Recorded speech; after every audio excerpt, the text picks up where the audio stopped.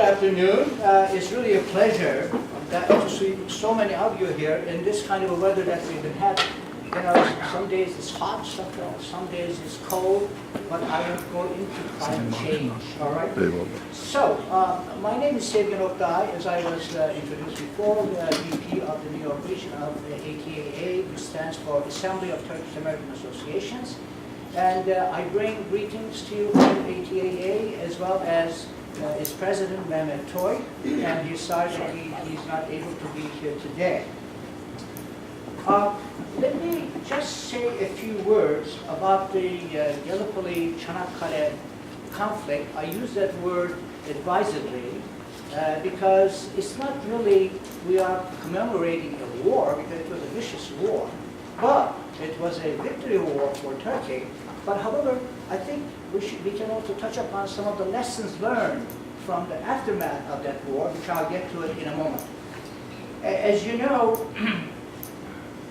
what happened at Gallipoli was not only quite essential, it was an existential war for Turkey, but it extended with ramifications beyond the borders of Turkey even today. And of course, the First World War was designated to be a great war, and sometimes it was referred to as a great war of a gain. Now, we know, looking at history, such wars are not a gain. And in fact, the gain was, as if you read some of the historians, will tell you that this was a game of war between the British Empire, Russian Empire, and the Ottoman Empire. And they were all trying to get influence over the world. Now, having said that, as far as the Gallipoli War is concerned, that with the tremendous amount of lives that were lost, close to 250,000 of Anzacs and Turks who gave their lives, and which was no small thing, of course, that about which there have been many books written, many articles written, and so on. But one of the things that one of the architects of Churchill, as you probably all know, had a sinking feeling, he said, towards the end of the war, that he had not taken into account in his calculations a young officer by the name of Mustafa Kemal Atatürk. And he actually gave a plan to the British Parliament back in February of 1914 as to how to go about bringing Istanbul to its knees, because that's where the Sultanate was, to appease the Russians. But I won't go into that part of it as well.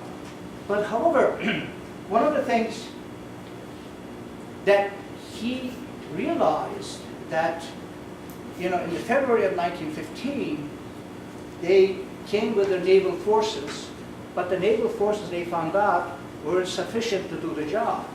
So they decided that they would have a land attack from the Navy ships.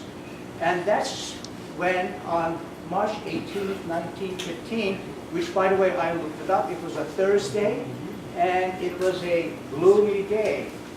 Maybe like yesterday it was here before. And in fact, after they lost the war, they put it on the weather. They you know, blamed the weather for that. But nevertheless, and this war really didn't end in 1915. It didn't end until January of 1916. So, and this was as a result of 3 attempts by the British. When I say British, as we all know, these involved Anzacs, namely Australians and the New Zealanders and the British. Most of the Anzacs of New Zealand and Australians who fought the war. And when they were ready on March 18th, they were ready to attack the peninsula of Gallipoli on 3 points. Atatürk was ready for it. Even Otto von Sanders, as you may have heard, he was a German general there who was conducting the war behind the scenes, so to speak, but Atatürk told him that, no, that's not where we should be at these points. Anafarta Laris comes to mind, of course. In any case, which was quite a shock for the for the naval ships, because as one of the stories that I heard, that Atatürk did not have at that time enough forces to man all the cannons that they had. So he assigned about half a dozen cannons for one soldier. So the soldier with a torch, he would run from one cannon to another cannon, lighting these cannons and throwing the cannons, firing the cannons to this naval ship, and they thought that Atatürk had a huge army behind it. But in any case,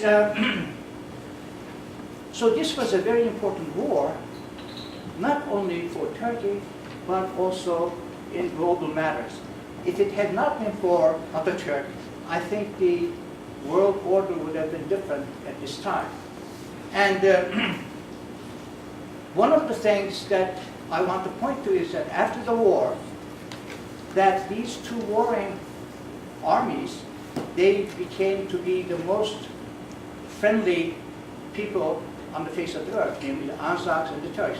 They get together and they celebrate their friendship even after the war.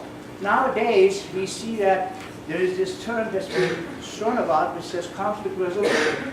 How do you resolve a conflict like that? In other words, the conflict resolution was solved by Atatürk's sayings, which I would like to read now, where he said, "Those heroes that shed their blood and lost their lives, you are now lying in the soil of a friendly country. Therefore, rest in peace.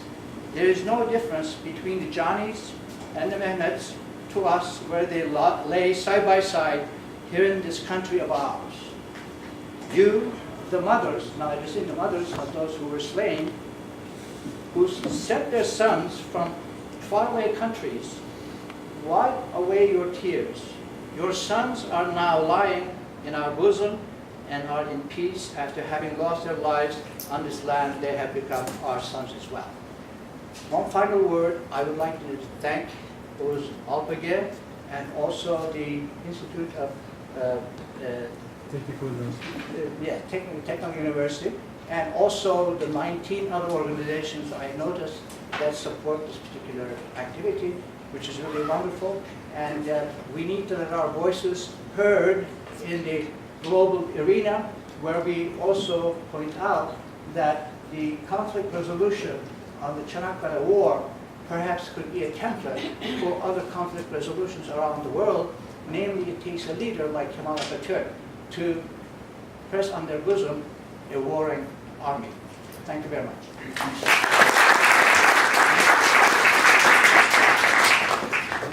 So please rise. We are going to have a moment of silence for all fallen. Gazilerimiz ve şehitlerimizi anıyoruz. 30 saniye lütfen.